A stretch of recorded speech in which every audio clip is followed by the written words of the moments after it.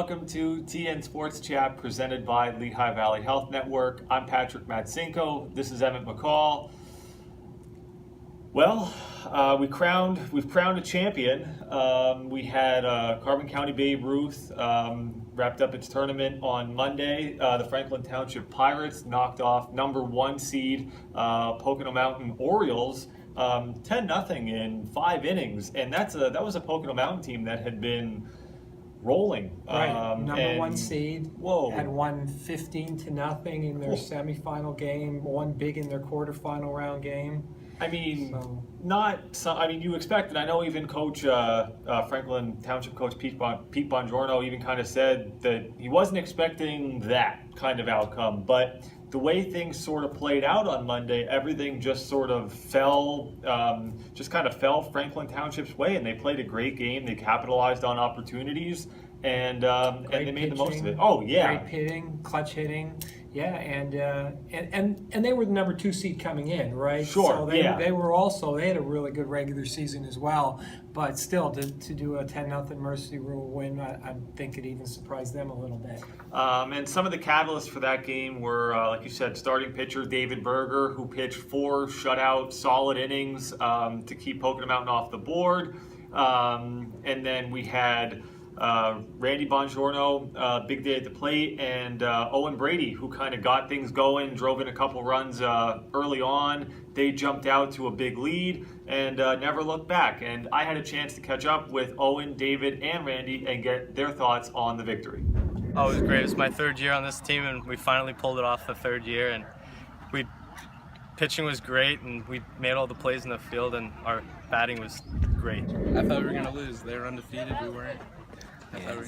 Same. I couldn't sleep last night because we played as a team on offense and defense, and we just set the tone early and kept going. 2nd inning when I hit a double to drive in 2 runs and just started the ball rolling, and we scored 4 runs that inning, and we ended up with 10-0. How much did it help to get an early lead in a game like this? It was good because now we had security, so if they started scoring, we already had runs, so we had the lead. Yeah. Is this the best game that you guys have played? Would you say that? Just kind of thinking about the way you played tonight? Yeah, it definitely was, because some games we'd have hitting and some games we'd have fielding. We wouldn't have both, but this game we did. We usually make errors, and tonight we didn't really make any. This season we were a little rough around the edges, but throughout the season we got better and better, and we put things together, and that's how we ended up. That was David, Randy, and Owen talking about Monday's victory. And World Cup on the brain. And a big win for those guys. Definitely a neat thing to kind of experience. Everybody certainly was enjoying it on Monday, and it was awesome to be a part of it. But we also have the playoffs coming up in Lehigh Valley Legion play, and we have the Carbon Monarchs, who played Salisbury this week, lost 6-4, hovering around the 7th, 8th seed, and but all 10 teams are going to make the playoffs. Yeah, this year nobody is left out.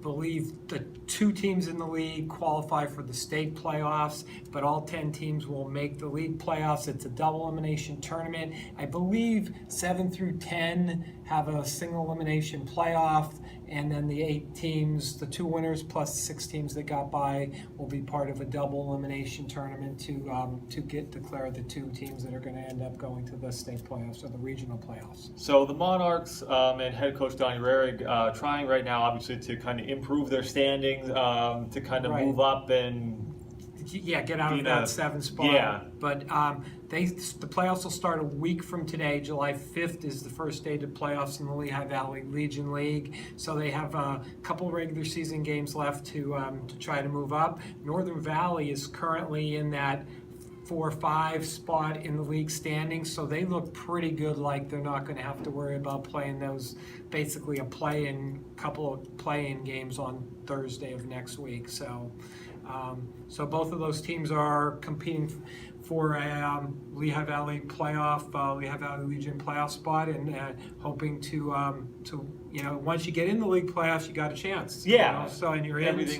Everything kind of starts over, and you really never know what's going to happen. And we saw just over the weekend with the Monarchs, who swept a twin bill with Southern Lehigh, put up a bunch of runs. Bradley Buzzard, Mason Goida, Logan Pagotto, Danny Keir. I mean, just contributions were kind of coming from everywhere. It's kind of a who's who among our local high school stars for the past year or two.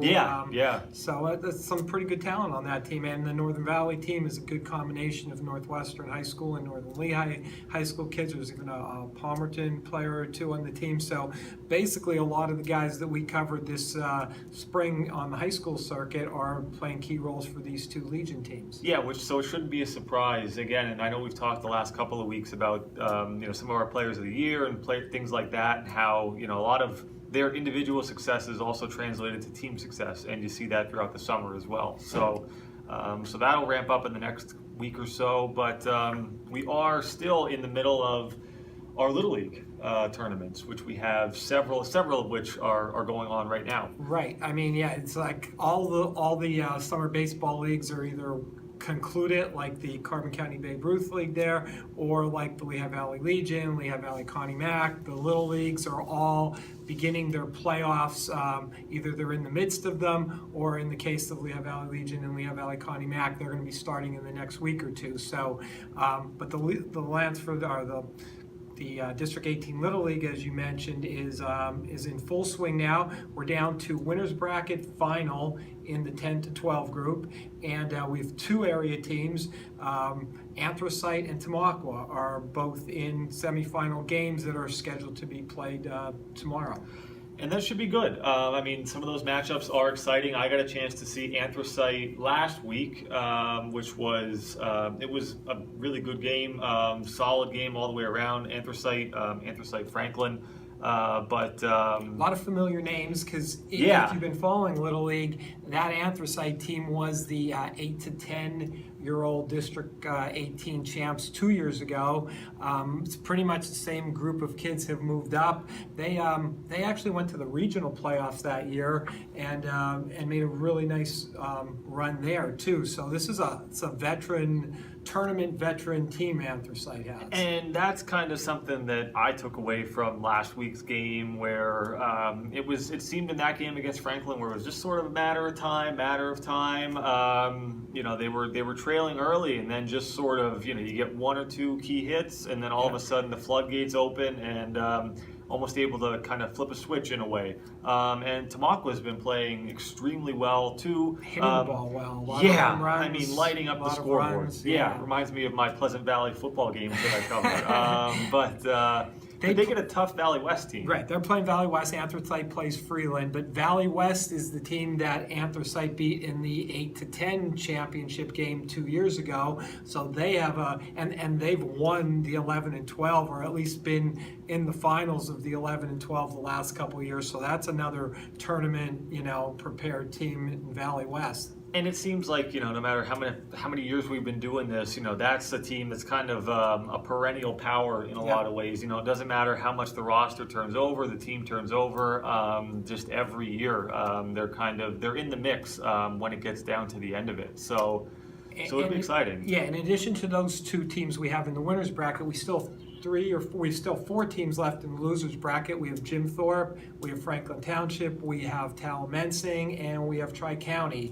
And they're all scheduled to play tonight, weather permitting. Hopefully, yeah. They were scheduled Wednesday night. We're doing this on a Thursday afternoon. They're scheduled to play Thursday night. And their losers bracket games are tonight. Yeah, so, and again, like we talked last week about how it's a double elimination, and there's still certainly a lot to play for to kind of make your way back in those losers bracket games, and those teams are certainly playing for just as much, as an Anthracite or a Tamaqua or anything like that. So, and I think it's the July 10th is the finals of that tournament, and if there's an if necessary game needed, well, the if necessary game would be the 10th, or July 8th would be the final if that is not needed. So we're 10 days away. Oh, yeah. 10 days away from wrapping up that tournament and seeing who represents District 18 in the section tournament. Crazy. It's almost July, 4th of July. Summer's almost over, some Yeah. might say.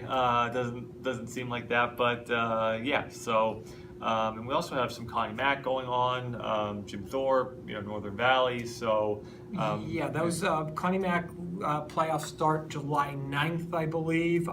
Teams are winding down their regular season now. We have 4 teams in that league: Jim Thorpe, Northern Valley, Palmerton, and Pleasant Valley. It's a huge league, 23-team league.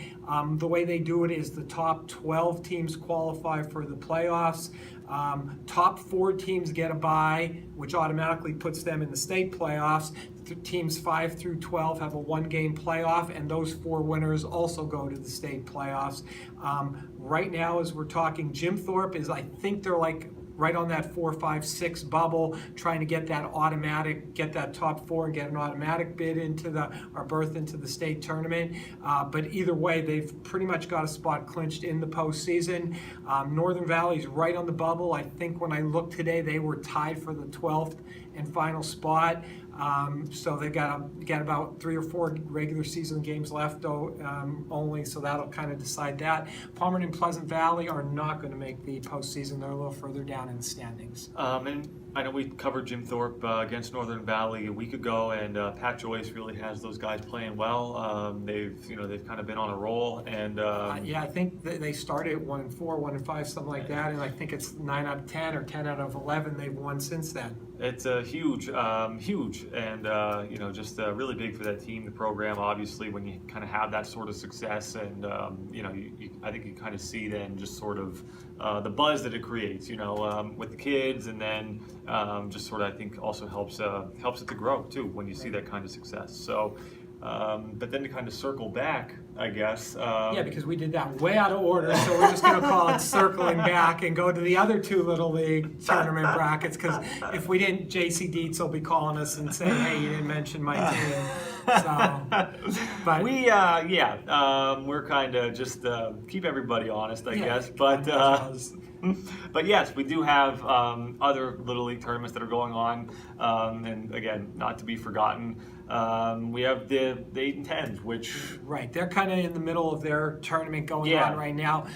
Franklin Township, that's JC's team, and he'll be calling me to let me know. We should have mentioned them earlier in the program, but Franklin Township and Talmentsing Township are in the South Bracket Winners Final, and then we also have Jim Thorpe Blue and Tri-County are the 2 teams left in the losers bracket. So they're the 4 teams left in the South. So they'll kind of be playing that out over the next week and deciding who wins that, and then whoever wins the South will play a best of 3 series against the North champ to decide the District 18 title. Yeah, so again, that's not too far away. That'll be here again, like everything else, kind of before you know it. July 3rd or 2nd, I think, is the final for the 8 and 10. And then this weekend, the 9 to 11 Little League, they haven't started yet. They begin play, I believe it's this Saturday, and they're going to determine their champ. It's not quite as many teams in that bracket. I think by the same time, next weekend, they'll have their tournament winner decided. So that's where we're at with the summer baseball and Little League, and now to kind of take a different detour. The Pennsylvania High School Softball Association released Wednesday its all-state teams, which kind of a roundabout way of, I guess, sort of. Yeah, it's the way the all-state teams work now is the Associated Press used to pick them in football and basketball and do teams, and they've kind of got out of the business. So your football and your basketball, the sports writers pick, but for sports like softball and baseball and volleyball and field hockey, basically coaches associations pick them. The coaches send in their nominations. Another panel of coaches looks over them and selects the team. And we just received the softball team just in the last day or 2, and we had 3 local players make the team. And in Class 4A, Tamaqua was represented with 2 players. Miranda Chinchar was on the first team, and Jada Schellhammer was on the second team. And then in 3A, we had Northern Lehigh's Kaitlin Hoffman, our Player of the Year, was on the second team. So Congratulations Yeah. to all three of them. All three of them had crazy years. They were probably three of our three finalists for Players of the Year award. Absolutely, Because we were looking at their numbers just a little over a week ago when we were kind of making the Player of the Year decisions, and all three of them batting averages over 500. Oh, yeah. Schellhammer and Hoffman, great pitching in addition to that. So all three of them had great seasons, and both Tamaqua and Northern Lehigh softball teams benefited from that. They both did We're really district, well in the postseason. So again, it's kind of what we had been talking about, but they've all three have been huge for their teams. And like you said, we were looking at their stats, and you can't. If you just look at the numbers, it's kind of just it's it's it kind just of makes your video game Oh numbers. yeah, it's wild, but definitely congratulations to them. And we'll have a little story in Friday's Times News on that team. On all three of them, yeah. So, but I think that's everything for this week. Do you have anything else? No. Next week we'll kind of wrap up. These tournaments should all be completing. All these summer baseball leagues, or at least kind of winding down if they're not totally over with. So we'll kind of tell everybody how these ended up, and maybe we'll have some kind of list for them again next week. We're talking about maybe we're thinking about a top games of the whole high school sports season, every sport, just the biggest games. We also have some other ideas. I think top games, top teams. I mean, and again that crosses over Best concession stands. Best PA people. Who takes care of us best in the press box? What ADs do the best job of making the media comfortable? So that's a list. Yeah, that would be a good one. But so and if you have any suggestions, feedback, anything that you would be interested in kind of seeing or hearing, please definitely let us know, and would be definitely happy to kind of take a look at it, and certainly open to suggestions for that. So, but that's all for this week. So for Emmett McCall, I'm Patrick Matsinko. Thank you again for tuning in to TN Sports Chat, presented by Lehigh Valley Health Network.